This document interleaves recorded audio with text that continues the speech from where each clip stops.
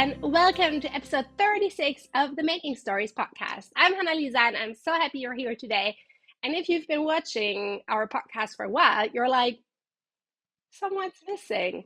Yes, you're absolutely right. My wonderful dear friend and colleague Claire is sadly missing from today's recording because she is on vacation and sadly caught freaking COVID and wasn't able to make it home in time for us to record the podcast together. We absolutely wanted to put out an episode this week today because the next 1.5 months are going to be jam-packed with lots of stuff about issue 8. And I have 2 new FOs that I think deserve the spotlight, and Claire completely agrees. So when I proposed to her that we would, a little bit out of the extraordinary, do a solo episode of me, she was like, yes, go for it. So here I am talking to you, and I hope you like it. Grab a cup of coffee or tea and your whip, settle in. The next 30 minutes or so will be mostly about knitting. There will be a little bit of shop talk at the end, but just a teeny tiny bit. And mostly it is really about what I have been knitting and what is currently on my needles. Excited? I am. I'm really excited. So let's dive right in. I also just adjusted the camera setting a little bit because I'm working with a new lens, and it seemed to me as if my body was a little bit more blurry than I'd like. So let's see. We'll just roll with it. If it's not great, we'll switch back to the next to the other lens the next time that I record. But let's talk about this one. Elephant in the room much? I also just haven't said what we actually do, so maybe we start with that. So Making Stories is an online yarn shop and a knitwear magazine, and we're all about sustainability in knitting. And the podcast here on YouTube is our bi-weekly chance to talk about what we really love, which is making things, knitting things, and yarn. And yeah, I hope you like it. So if you have been watching this podcast, I have been working on this baby for the past, I don't even know how many episodes, probably like 10. So I am super happy and super proud that this is finished, and it's just in time because in Berlin we have the next heat wave. And I am really very much in love with this FO. Let's talk a little bit about it. This is the Serendipity from our issue 7. It's a design by Tanya Dejoie, and it is a really cute top. Yay! Hello. I very much like the back. I knit a size 4.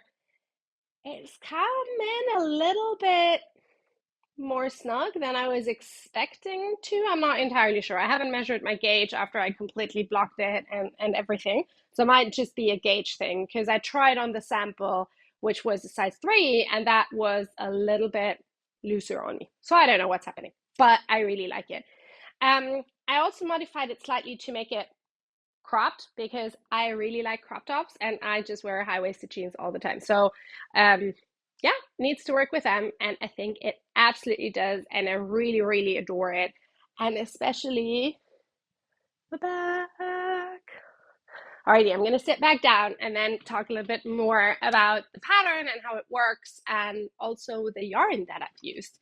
The pattern is a really straightforward pattern. It is a seamed garment, which makes a lot of sense because the yarn, or most of the yarns that you're going to be using, including the one that we used, that Tanya used for her sample, was a plant fiber and could really use a little bit of stability with seams.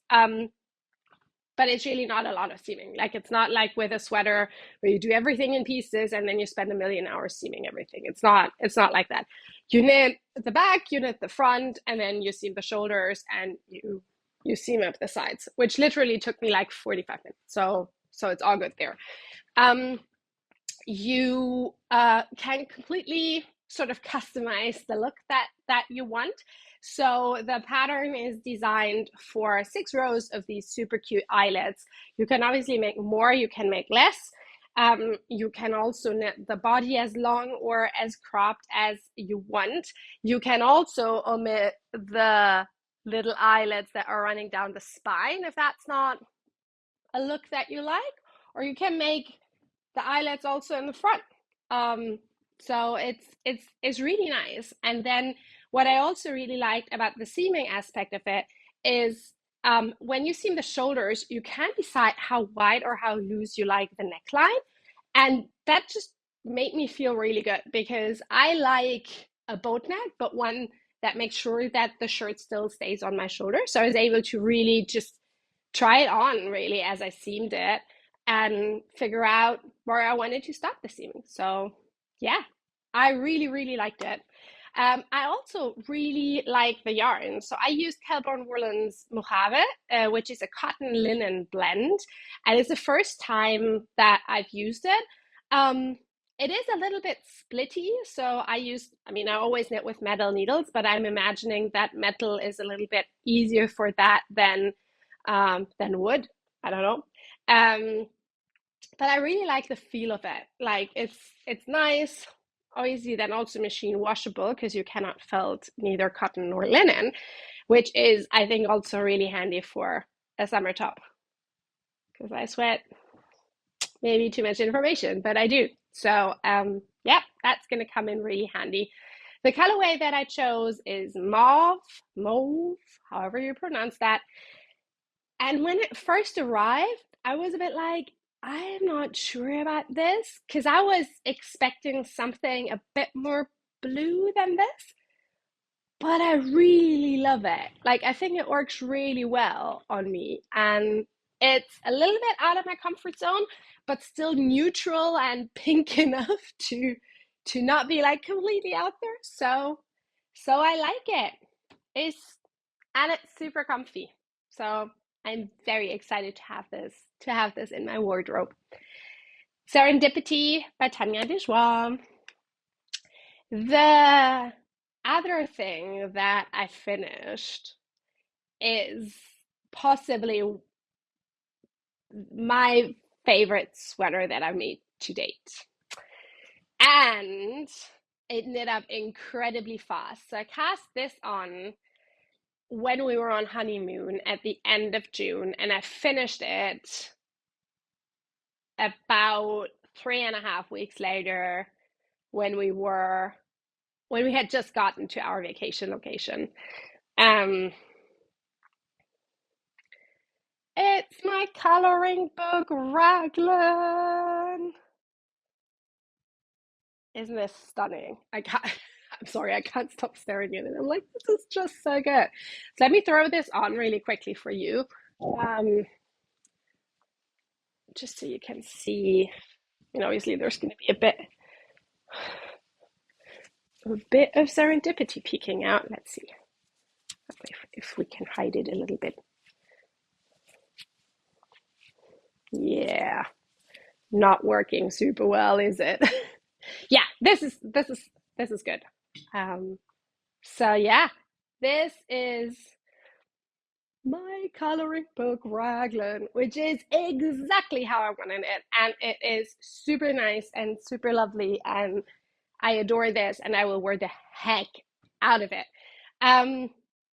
So the coloring book raglan, I've talked about this with before, but I like doing like a little recap of the pattern and the yarns and yada yada yada when I finish something because I think it's useful. So the coloring book raglan is a pattern by Amy Shear, and it comes in well, 2 basic versions, but you can kind of mix and match. So there is like a million different versions that you can knit. I knit the version B, which is cropped with straight sleeves that are 3/4 length. So this is the look that I fell in love with when she first published the pattern, and it's a look that I am seriously like I am just so in love with it. I I adore everything about this, starting with the neckline. Like it is exactly my type of, I don't even know how you call this, like a ballet neck. It's definitely not a crew neck because I do not like crew necks on me. Like nothing against crew necks, but I just don't like them again on me. It's not a boat neck either. It's just a really good neck. It's just a it's a really lovely neckline. Um, the raglan is a standard raglan. It's not a compound raglan. We've talked about what a compound raglan is in our last episode. So if you don't know, check that one out. And I think it works so well for my body. Like it just, I feel so myself in this sweater. It's absolutely incredible. And I also really like, I mean, I intentionally, again, I made this cropped. When it first was of the needles and I tried it on before blocking, I was like, ooh, maybe a tiny bit too cropped, but now I really, really like it. It could have been a little bit longer, like maybe just a tiny bit, but then I don't know if this would have looked weird. Like if I didn't have like a full main color stripe, maybe it would have looked unintentional. I don't know. I really, really like this. And it's like, it just fits exactly how, in my opinion, like I like my cropped sweaters to fit, like just hitting over the button. And I cannot get over how perfect the arms are, the sleeves. So I've come to realize that one of the major reasons that I don't wear a lot of my sweaters indoors is because I'm always too hot in them. And then I went a level deeper and was like, why am I always too hot in them? And I think it is because of the long sleeves. I don't know what it is, but for some reason I can wear, like, I have 1 3/4 length sleeve sweater that I just like, I've had for a million years. It was one of the first sweaters that I've knit, and it is the one thing that I keep coming back to over and over and over again in my wardrobe. And so I was like, okay, I guess I need more of those. And it's like really, like my body is warm, my upper arms are warm, but I'm not too warm because there's air here. I don't know. Anyone else feel like that? Especially now, like it's like 28 degrees and I'm still okay and I feel comfortable. Um, so yeah. So I'm really just really happy with this. Yeah, I knit I think size 4, and I'm going to take this off because I'm going to start talking about the yarn, and so I can show you the sweater a little bit more up close. I also just really like the pattern is really really good. Like it is just a really good pattern, and um I didn't do a lot of modifications. The one modification that I did, I'm trying to think. I can actually look it up because I took notes.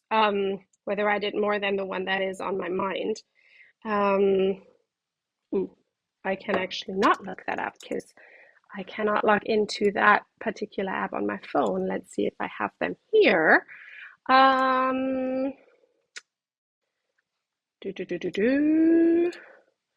knitting list. Hey, cool. Yeah.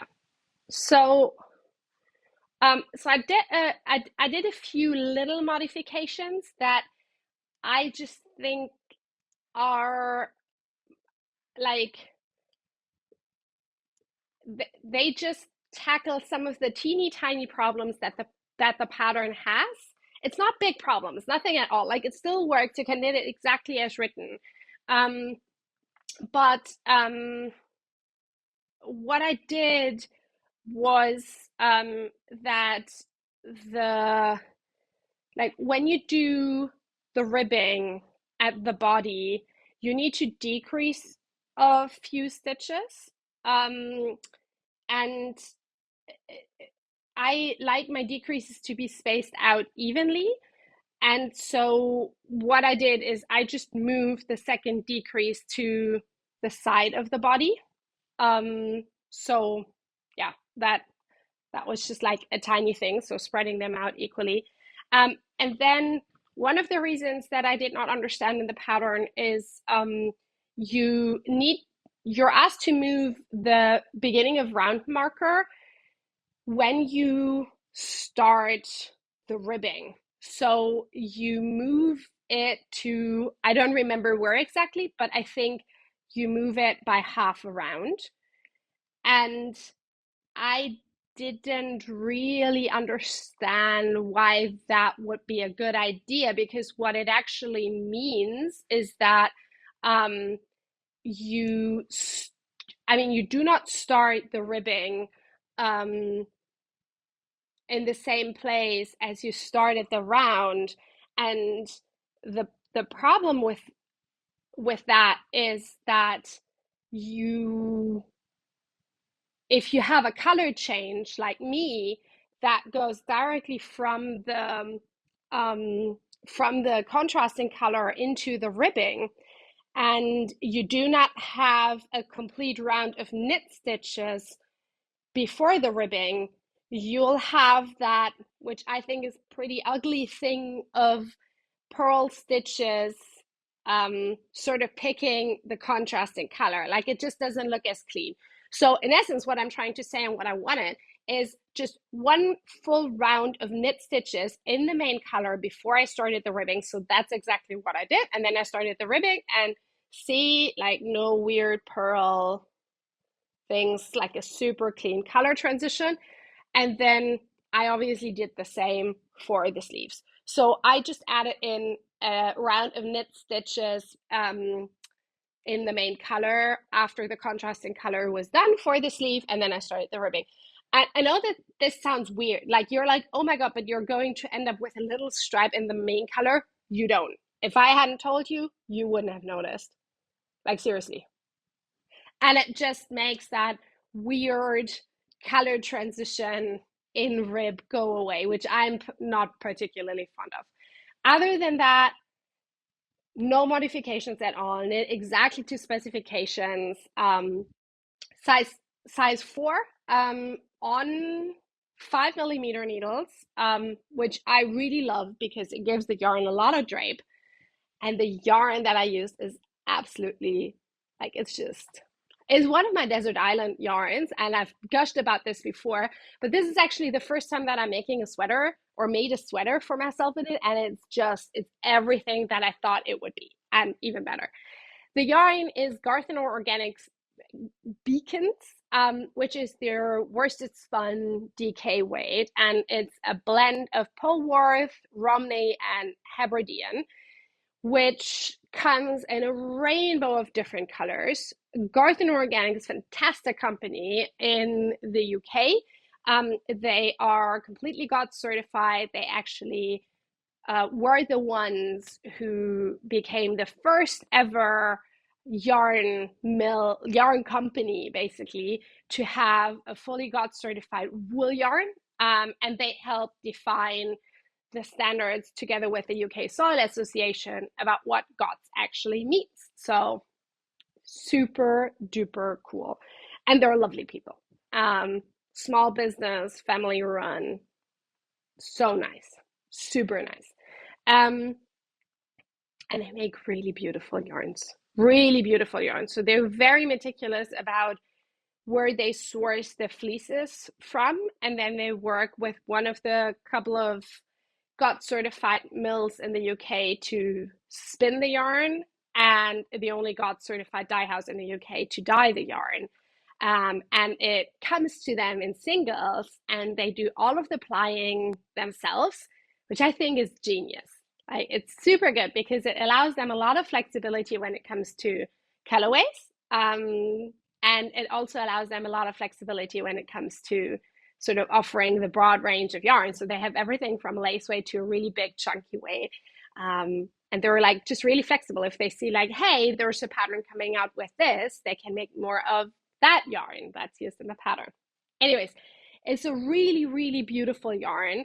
And the colors that I chose are marble, which is this beautiful undyed, slightly heathered gray. So it is 2 plies of a cream, and then 1 ply of a slight, like a light gray, and it's beautiful. And that is also sort of the combination where most of the yarn gets dyed on, I think. The contrasting color that I chose is gorse. And now look, yellow is completely out of my comfort zone, completely and utterly. And this yellow is just so good. I couldn't resist. It's so, so, so pretty. Um, yeah.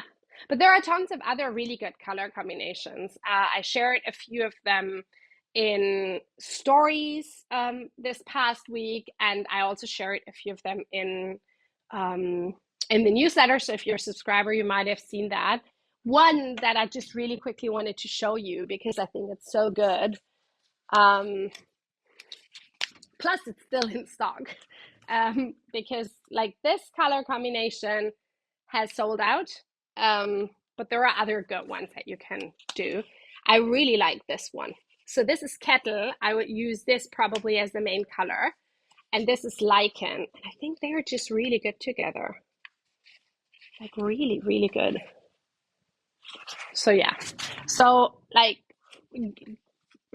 beacons comes in a rainbow of colors. So no matter what your color preference is, I'm pretty sure you'll find something. And if you go to the website and you're like, oh my God, the color or the colors that I wanted, they are out of stock, do let us know. Send us an email. We might be able to get some beacons quite soon. So yeah, that is it for my finished objects. And now I wanted to show you the two new things that I have on my needles. So I took this one with me on vacation, and it was finished on day 2 of the vacation because it was just super mindless knitting, and I really wanted it to be done um, because I just wanted to wear it. And I had taken one other project with me on vacation, which in hindsight was maybe not the ideal project for a vacation. Let me just quickly grab something so that I can show you. Um,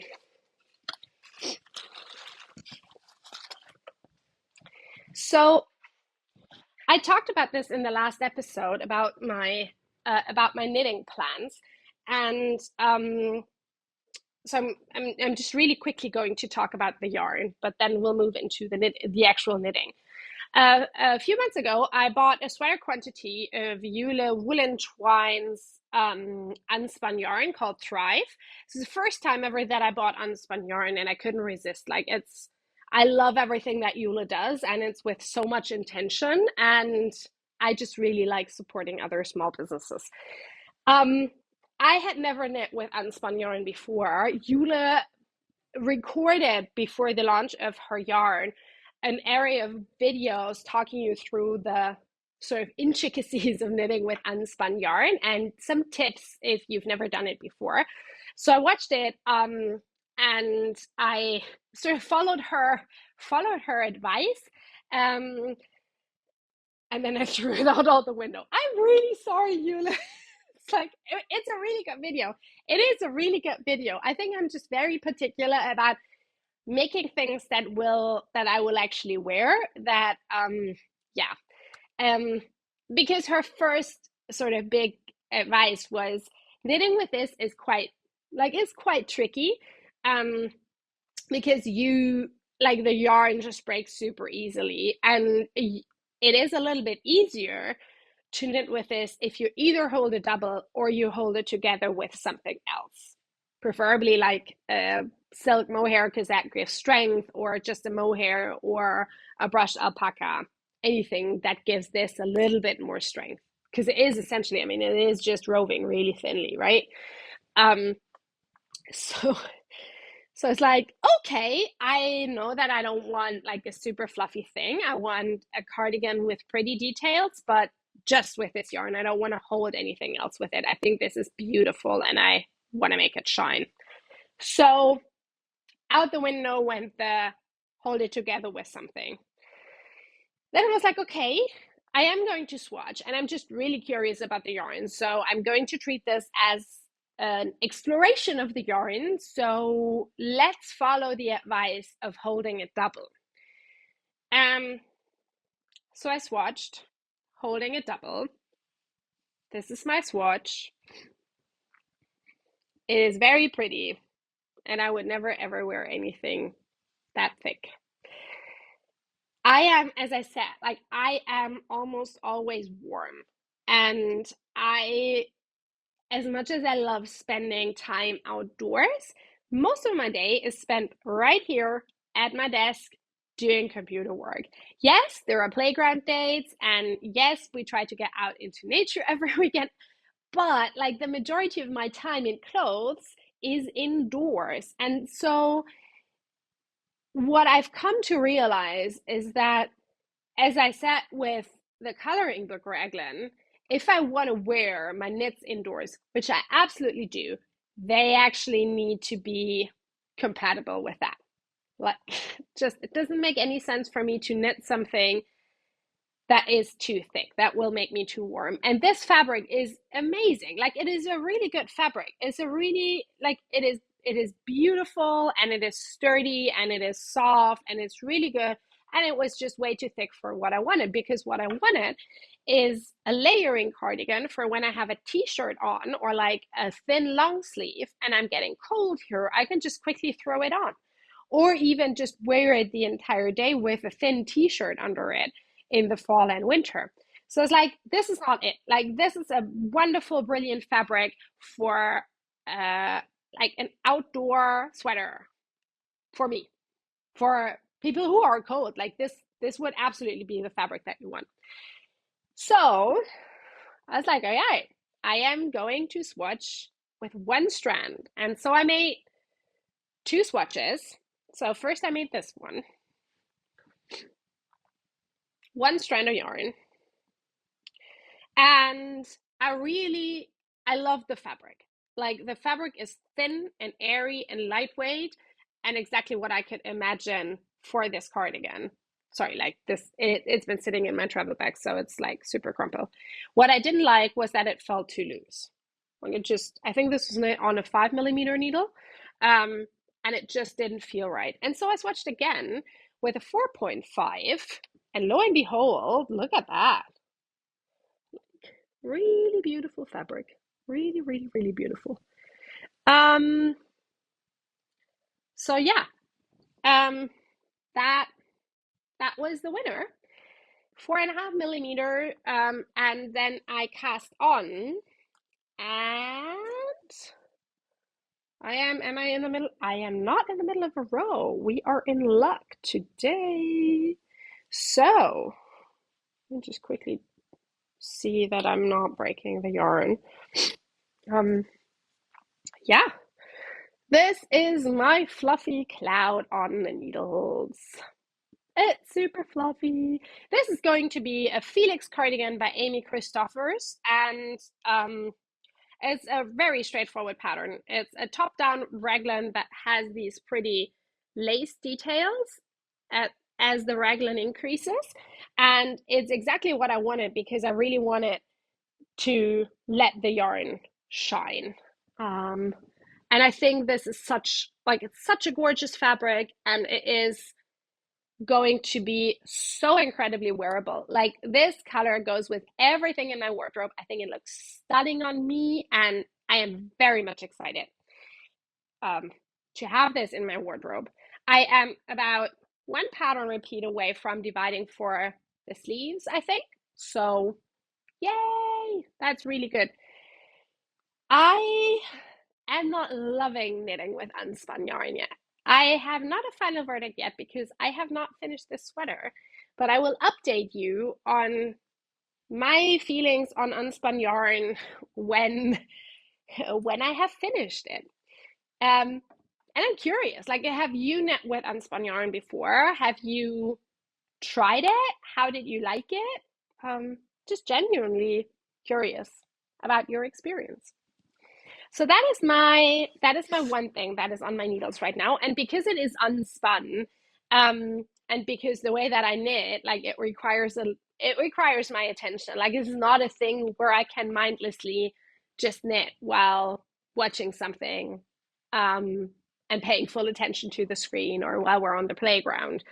Um, and it was really lucky then, because I always like having like a more mindless project on the needles, that our little one, um, was really interested in my, sorry, there was just a dropped stitch in the thing that I'm about to show you, which I quickly picked up. Um, our little one is really enthusiastic about knitting, which I love.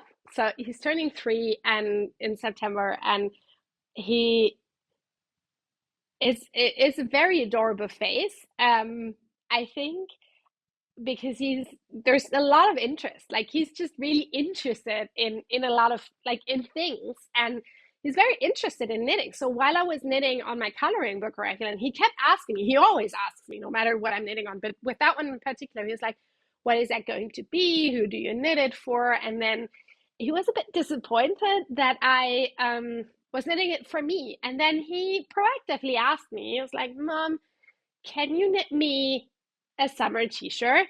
And I was like, heck yes. Like if you ask me to knit you something, of course I will knit you that thing. Um, and he's been wearing the heck out of the little cardigan that I made him a few months ago. So I know that it's gonna get worn, and he's so enthusiastic about it. And then we dropped into my favorite local yarn store, Wolle in Berlin, about a week ago. He and I, and he picked out his yarn and the colors. So summer t-shirt for me meant at least like a cotton merino blend, or a cotton something, or a linen something. And his main request was blue stripes. And so that narrowed down the selection quite fast because we both absolutely fell in love with 2 blues in full-on cotton yarn. Um, and yeah, that is sort of my go-to mindless knitting right now, which I've cast on yesterday morning. Oren's little t-shirt. Trying to figure out how to best, maybe just show it like this. Hello. So yeah, I am, let's first talk about the yarn. I am using Rosario's for Nature, which is a GOT certified 100% cotton yarn. So it's organic cotton. Like cotton is still not. Little side note, like cotton is not super great because cotton, also organic cotton, requires a lot of water to be grown, a lot more, for example, than bamboo. But it is also good for kids knits. Like, I mean, bamboo would be fine too. But yeah. Anyways, this yarn is really nice. I've knit with it before, and they had 2 gorgeous blues in it. So a really dark one. And then this very pretty bright one. And I think they work so well together, like super well. I am using Tin Can Knit's Flax Light for this, just as a jumping off point. And I'm just flying by the seat of my pants here. So I cast on the size 2 to 4 years, knowing that I would have a vastly different gauge than they call for, a smaller gauge. So yeah, it'll be fine. It's knitting. We can always pull it out. And yeah, what I am a little bit concerned about is that the neckline seems to be really wide, like really wide, but maybe not. We'll see. Like the increases and stuff, it's all good and well. Like that is all fine. But I think I'm going to knit a few more rounds on this, and then I'm going to ask Oren to try it on so that we can see how the neckline fits. I am I am just taking this pattern as a jumping off point because I just want to have a plain stockinette striped thing. So flax usually has these pearl, like the garter ridge on the garter ridges on the outer sleeve. I don't want that. So I modified it quite heavily. I did a twisted rib instead of a normal rib. Now I'm knitting instead of knitting and purling, and I'm also introducing stripes. So I have two balls of the dark and one of the light. And so what I want to do is I'm going to make stripes of 6 rounds for the dark and 4 of the light, so that I can also hide the increases in those rounds. Like you need, I don't like it when you increase in the first round of a color change, because when you increase, you always pull a little bit of the row before up into that new stitch. And if you do that on the first round after a color change, it just means you introduce a tiny little bit of that color into the new color, which I don't like. It's kind of the same thing like I explained with the ribbing on the coloring book raglan. So by sort of like the increased rows are the second and fourth row, so that's fine, like because I'm always increasing from the same color.